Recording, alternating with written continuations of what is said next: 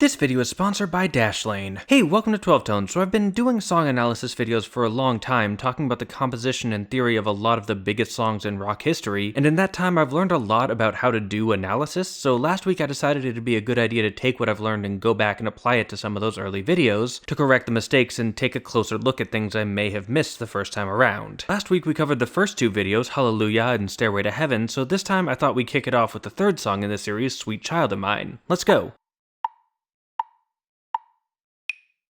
Actually, let's start with something I wasn't wrong about. The key. In that video, I said the song was in D flat, and I got a lot of people, especially guitarists, who argued that this was incorrect. You see, when recording the song, Guns N' Roses tuned their instruments down a half step, which meant that instead of the weird, difficult key of D flat, they were playing it on the frets of a relatively simple key, D. Which is true, and most transcriptions out there will notate it in D, but here's the thing. Which frets their fingers were on doesn't really matter to anyone but the people playing it. You, as a listener, can't tell, and since I'm a music theorist, not a guitar instructor, for my purposes, calling it D flat is correct. But this video isn't called what I got right about Sweet Child of Mine, so let's get to the mistakes. One thing I'm noticing as I go back to these old videos is that I didn't tend to talk about transitions much. I was looking at main sections like verses, choruses, and whatnot, but if there was an interlude connecting them, it often got left out. Like in Sweet Child, after the chorus, we get this.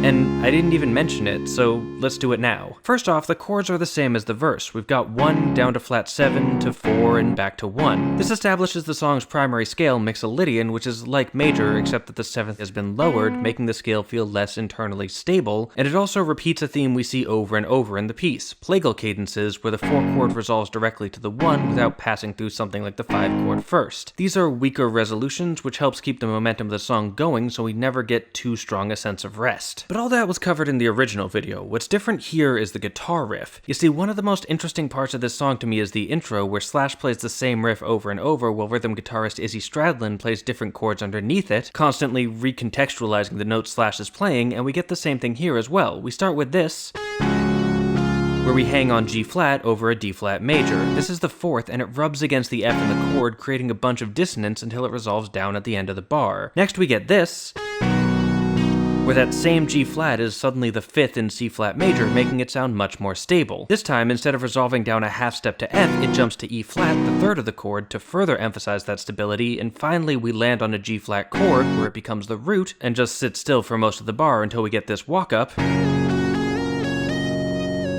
based on the notes of the G-flat major pentatonic scale, which is just all the notes that fit cleanly over a G-flat major chord. Interestingly, we hang on this high E-flat, the 6th of the chord, which is probably the least stable note in the pentatonic scale, which gives us some urgency without really stepping outside of traditional consonant bounds. From there, we go back to the D-flat chord, and the riff lands on an F, which is a chord tone, but it's not the root, because we're about to launch back into the verse, so we don't want to lose all our forward momentum. The next thing I want to look at are the solos. One thing I didn't really spend enough time on last time is the fact that the solos are actually a whole new section. This isn't unheard of, but it's pretty common for rock solos to just be over a progression from earlier in the song, like the verse or chorus. This is kind of a holdover from blues and jazz traditions, and it serves to direct the audience's attention where it matters most, the soloist. If the harmony is familiar, you don't have to dedicate as many mental resources to processing it. If it's not, though, you get a different effect. The soloist becomes more like a guide, leading you through the new harmonic landscape. This is especially noticeable in Sweet Child because not only is this a new section, it's a new key. As the solo starts, the song switches from D-flat Mixolydian to E-flat minor, or at least it sort of switches. These two scales have what's called a relative relationship, which means they share all the same notes, they just use them differently. So once again, we're taking the same sounds and recontextualizing them over a new harmony, just at a deeper level this time. Speaking of which, let's talk about that harmony. Right before the solo, we get this,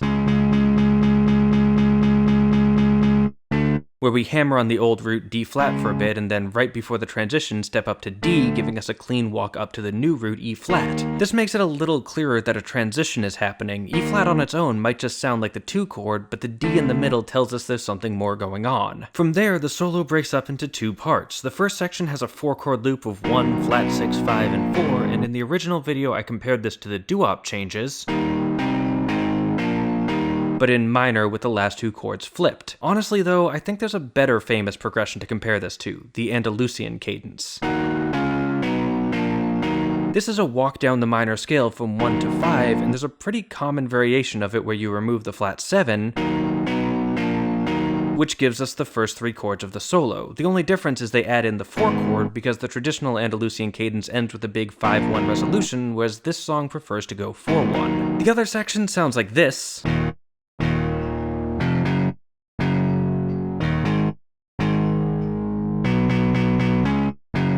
And I described that as a walk up the minor scale, which, yeah, it is, but I want to take a closer look at this last bar.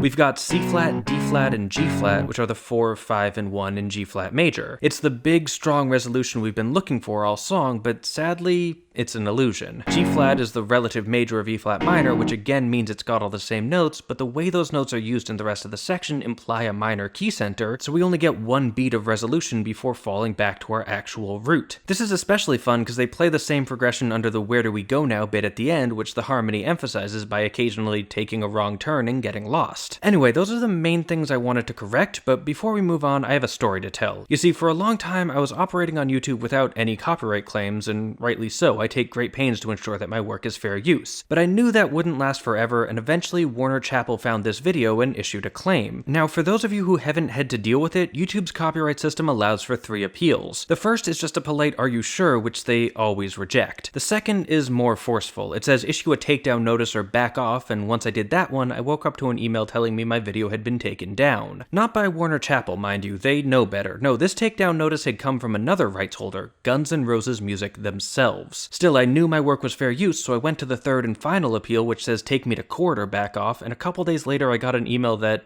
okay, I'm just gonna have to read this word for word so you know I'm not making it up.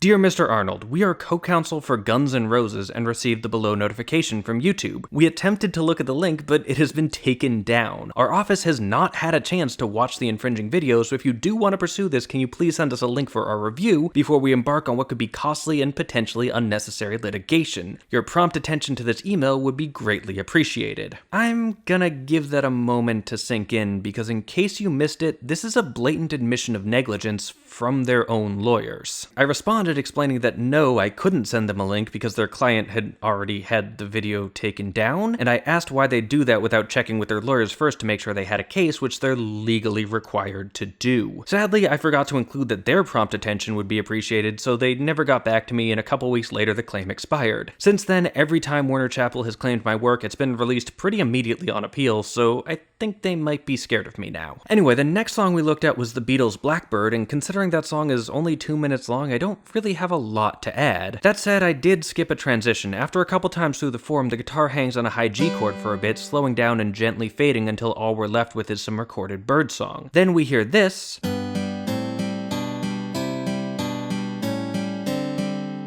which is a brand new progression for the song. Sort of. It's actually 2 other parts smashed together. We've got these 3 chords, which are borrowed from the start of the verse, and then these 4 chords, which come from the end, which means this whole thing is like a pair of harmonic bookends, summing up the whole verse in 2 bars while skipping the more elaborate bits in the middle. It's a clever way to make something that feels new, but also feels like it belongs with the rest of the song. The other thing I want to address is something I said near the end of the video. In it, I mentioned how the song musically emphasizes its civil rights message by playing things that on the surface seem fine, but if you look closer are pretty clearly wrong, and some people rightly objected to that characterization. I stand by the underlying point I was making, but I didn't word it very well, so I thought I'd take the chance to clarify. Musical ideas can't really be wrong if they work, I know that, but they can be wrong within a certain framework, and Blackbird seems to repeatedly set up the expectation that it's using standard functional harmony, and then subvert that by switching to a different approach. Like under the Take These Broken Wings and Learn to Fly line, we see the 4 chord, the 5 chord, and then a deceptive resolution to 6 minor, all of which is pretty straightforward. It even emphasizes each chord with what's called a secondary dominant, which is just another chord you play in front of it to make it sound like a resolution. This part is textbook functional harmony, but instead of following up with like a 4-5-1 or something, it starts walking back down the scale. So my point wasn't just that it was breaking the rules, but that it was telling us which rules it was playing by and then breaking them. That sort of subversion can carry meaning, even if the rules themselves are fundamentally arbitrary. Still, the idea that the rules of any given musical system represent an objective measurement of quality is both wrong and dangerous, so I apologize for implying it. And the last song I want to cover today is Somewhere from West Side Story. Don't worry if you didn't see this video, not many people did. Honestly, I mostly made it because my grandma likes Bernstein and Sondheim. Still, it's a great song and a really fun piece to analyze because while most theorists agree that the verse should be read in the key of E major, they never actually play that chord. We get some E7s, but they're not stable enough to serve as the one chord, so this song about longing for a place to call your own can't seem to find its harmonic home. I talked about that in the first video, but I didn't really mention the corollary in the bridge. Here we do get one chords, but the piece begins rapidly changing keys, occupying 5 different tonal centers over the course of 8 bars. Where the verse was dreaming about a missing home, the bridge feels like it's trying to find it. It's exploring different key centers, looking for that mythical somewhere before ultimately giving up and winding its way back to E, where it settles into the verse to dream some more. There's definitely a lot more to say about this song, but honestly, as a musical theater piece, I think it's probably better understood in the context of the whole show anyway, so if you want to know more about it, I'll link to the Sideways video about West Side Story in the description. It's great, and you should check it out. Anyway, this is the last of this first run of correction videos, but I'm hoping to do more in the future, so if you want to see that, let me know. When I make a mistake in an analysis, it can lead to some embarrassment, but when I make a mistake with my online security, it can lead to much worse consequences, which is why I use Dashlane to help keep me safe. Using strong passwords is vital these days, but remembering strong passwords can be hard, so lots of us just repeat the same easy ones over and over, leaving us vulnerable to hackers. Dashlane not only generates incredibly strong passwords, it also remembers them for you, making it easy to protect all your accounts. Plus, it provides other services like a VPN to prevent you from being tracked, and dark web monitoring, so if your passwords get leaked in a data breach, you can change them before it's too late. If that sounds good, you can try Dashlane free for 30 days with a link in the description, and if you like it and want to keep going, don't forget to use the coupon code 12tone for an additional 10% off. And hey, thanks for watching, thanks to our Patreon patrons for making these videos possible, and extra special thanks to this video's featured patron, Jill Sundgaard. If you want to help out and get some sweet perks like sneak peeks of upcoming episodes, there's a link to our Patreon on screen now. You can also join our mailing list to find out about new episodes, like, share, comment, subscribe, and above all, keep on rockin'.